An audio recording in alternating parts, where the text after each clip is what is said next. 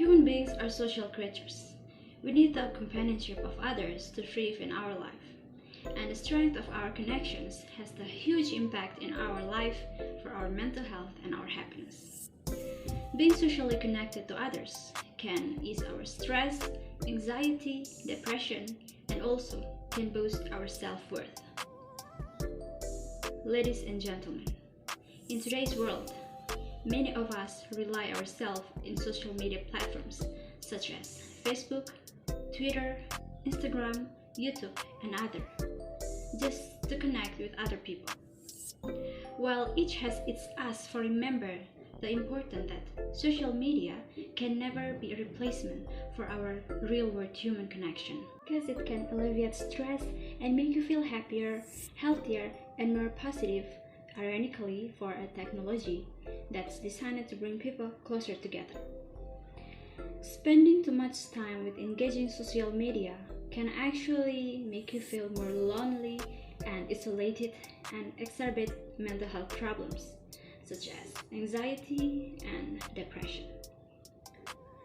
So if you're spending an excessive amount of time in social media and feelings of sadness, dissatisfaction, frustration, or loneliness are impacting in your life, it may be the time to re-examine in your online habits and find a healthier life.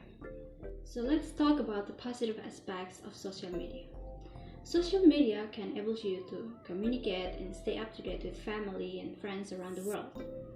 Find new friends and communities, network with other people who have similar interests or ambitions, join or promote worthwhile causes, raise awareness and important issues, and seek or offer emotional support during the through times or tough time. Besides the positive impact, the negative impact is inadequacy about your life or appreciate. So if you know that images you're viewing on social media are manipulated, they can still make you feel insecure about how you look or what's going on in your own life. Second is fear of missing out or FOMO and social media addiction. While FOMO has been around far longer than social media, sites such as Facebook and Instagram seem to exacerbate feelings that others having more fun or living better lives than you are. The idea that you're missing out on certain things can impact your self-esteem, trigger anxiety, and fuel even greater social media use, much like an addiction. Third is isolation. A study at the University of Pennsylvania found that high usage of Facebook, Snapchat, and Instagram increases rather decreases feelings of loneliness. Fourth is depression and anxiety. Human beings are need face-to-face contact to each other to be mentally healthy.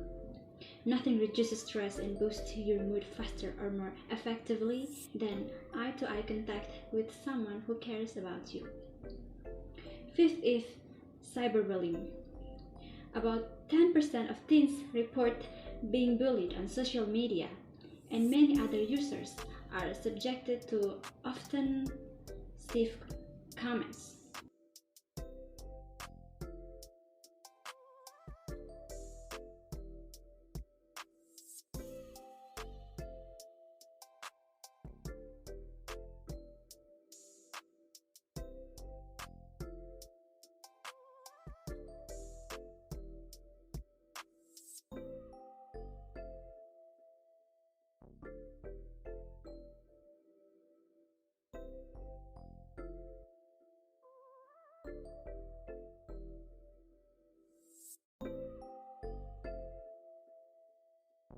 Other cases of unhealthy social media use is a fear of missing out. Like I said, FOMO. FOMO can keep you returning to social media over and over again. Even though there are few things that can't wait or need an immediate response, FOMO will have you believing otherwise.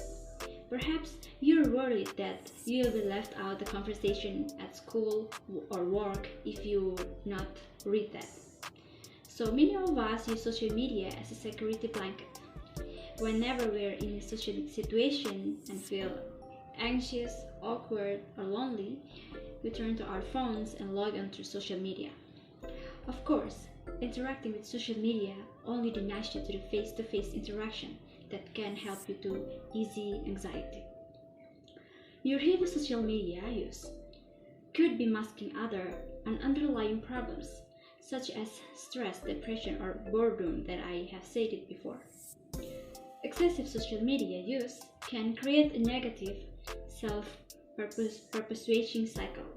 Like first, when you feel lonely or depressed, anxious, or stressed, you use social media more often boredom to feel connected with others as a way to relieve. Second, using social media more often through increases FOMO and feelings of inadequacy, dissatisfaction, and isolation. Third, in turn, these feelings negativity affect your mood and worsen symptoms of depression, anxiety, and stress. Fourth, the last is these worsening symptoms cause you use social media even more, and so the downward spiral continues. Okay, ladies and gentlemen, here's the signs that social media has impacted in our mental health.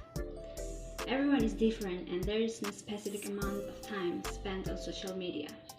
Ladies and gentlemen, so based on the PPT, you will see like first, spending more time on social media than with real-world friends. Second, comparing yourself with unfavorably with others on social media. It doesn't make sense, I feel. Third, experiencing cyberbullying. We find it in anywhere. Fourth, being distracted at work or school. Fifth, having no time for self-reflection. Sixth, engaging in risky behavior in order to gain likes. Sixth, suffering from sleep problems. And the last, worsening symptoms, anxiety and depression. Okay, ladies and gentlemen, modifying social media use to improve our mental health step is first, we should reduce time online. We less playing social media. We realize in our real world is more important, like we turn off our phone and we're doing something like more benefit. Second is change your focus. Change your focus is basically depending on your mindset. Think that what is more important than using social media. Third is spending more time with offline friends or real friends. It means that turn off your phone and then we have to go catch up with people, talking with them. Like talking with them, we can feeling something new. We got new information, like more benefit. Like sometimes in social media, it does not make sense, or like it's not matched with in the real world. Or the more important is we less our stress, like I said it before. Okay, last but not least, but before that I will close this speech.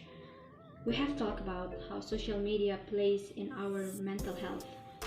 Like we have to realize our mental health is more important than anything, because when our self is breakdown or our mental health is not healthy, we will feel anxious, stressed.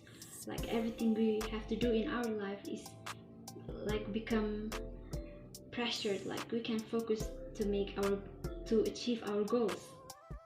After we learn more, we have to remember other people too, because this is happen in everywhere. Anyone in this world having handphone, smartphone, and they using social media too. And if they don't know this, we have to help them. Like most important thing is child or teens that have living in it. Like so we have to help them. Based on the PPT, you will see that step by step or like some tips. First is monitor and limit your child's social media use. Make a limited time. Second is talk to your child about underlying issues. It is basically come to how you communicate with your child. Third is enforce social media breaks. Fourth is teach your child how social media is not an accurate reflection of people's life. And the last is encourage exercise and offline interest, like doing something in real life, like playing or going to somewhere, and etc. Okay, that's all about my speech, and thanks